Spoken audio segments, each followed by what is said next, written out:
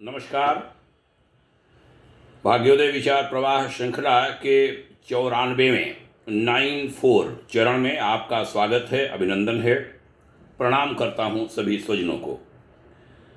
आज रविवार 13 मार्च 2020। आज का विषय नारी शक्ति, महिला शक्ति पर है। जब हम नारी शक्ति की बात 21वीं सदी में बैठकर करते हैं तब हमें अपने गुरु माँ परम वंदनीय माता जी याद आती हैं।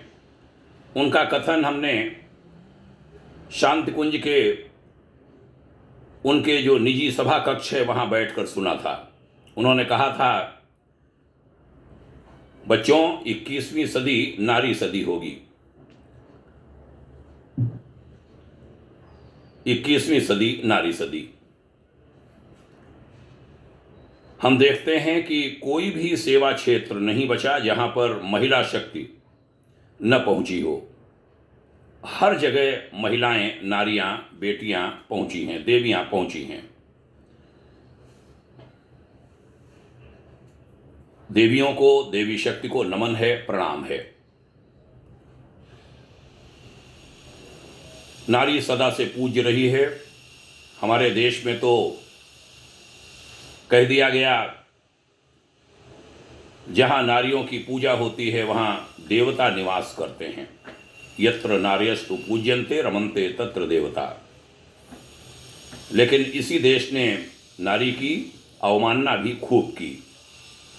दो बार नवरात्रि मनाने वाले देश में कन्या भ्रूण हत्या भी खूब होती है। नारियां सताई भी बहुत जाती हैं। बहुएं खूब जलती हैं।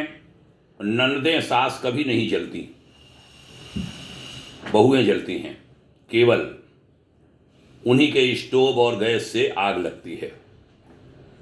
ये सब रोका जाना चाहिए बिना देर किए।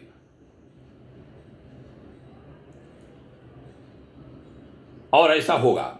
नारी शक्ति भी चेत रही है, वह सुशिक्षित हो रही है, लोगों में भी समझ आ रही है, और जो भेदभाव है लड़के और लड़की के बीच का, वो काफ़ी कुछ कम हो रहा है।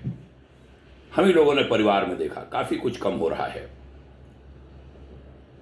हमारे एक मित्र हैं भाई श्री दिनेश पाठक जी, अच्छे चिंतक हैं, लेखक हैं, इस समय शिक्षा जगत में सेवा दे रहे हैं। एक दिन उनसे बात हो रही थी। उन्होंने कहा कि देश की बेटियों के लिए बड़ी खुशखबरी है कि जो मसाल 1992 में भारत सरकार ने जलाई थी, उसकी लौ अब दिन प्रतिदिन मजबूत होती जा रही है। बेटियां आगे बढ़ रही हैं। थल सेना हो, नौसेना यानी जल सेना हो, और वायु सेना, उनमें उनकी भागीदारी बड़ी महत्वपूर्ण है। और तो पदों पर, प्रशासनिक सेवा के पदों पर, इंजीनियरिंग में, अन्य विभिन्न, पुलिस में, अन्य विभिन्न सेवाओं में तो वह हैं ही।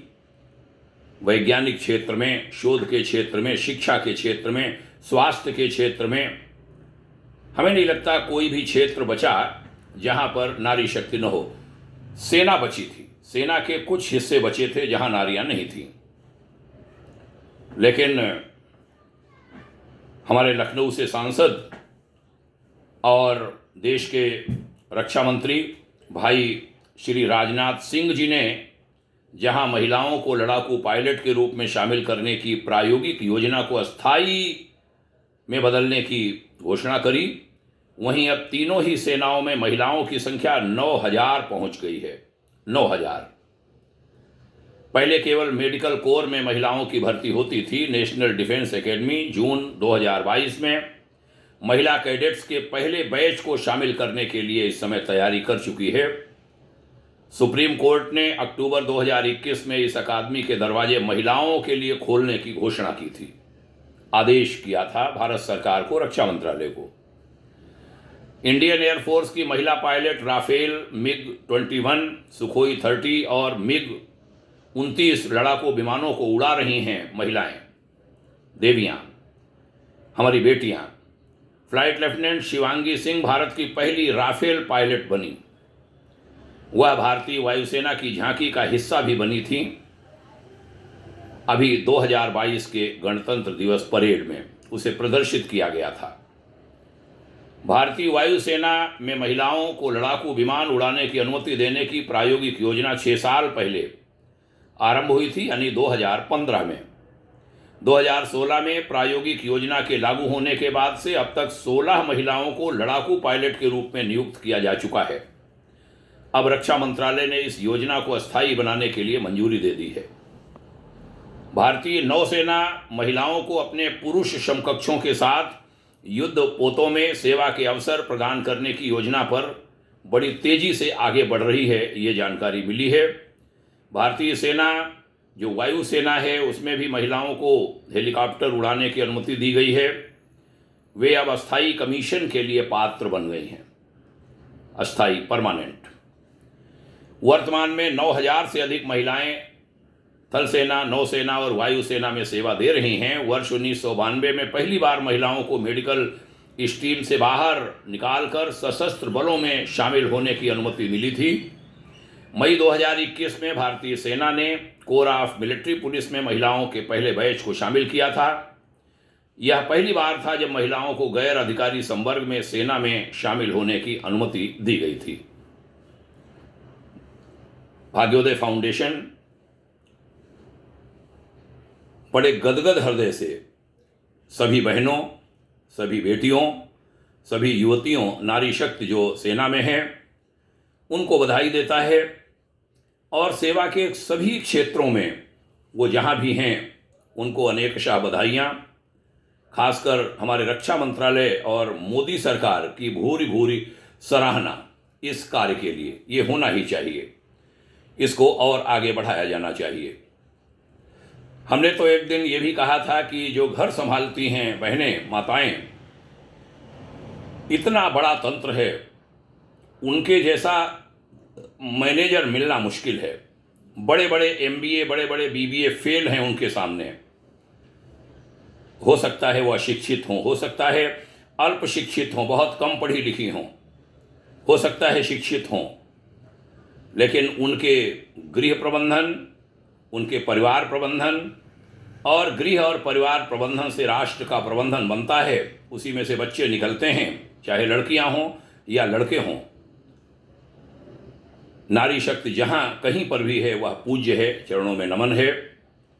यह भी निवेदन कि नारी शक्ति अपनी गौरव गरिमा को समझे। आज लड़कियां कहीं बिगड़ भी रही हैं। सोशल मीडिया पर कई बार झड़ी लगी होती है उनकी बेशर्मियों की भी, उसको भी रोकना चाहिए।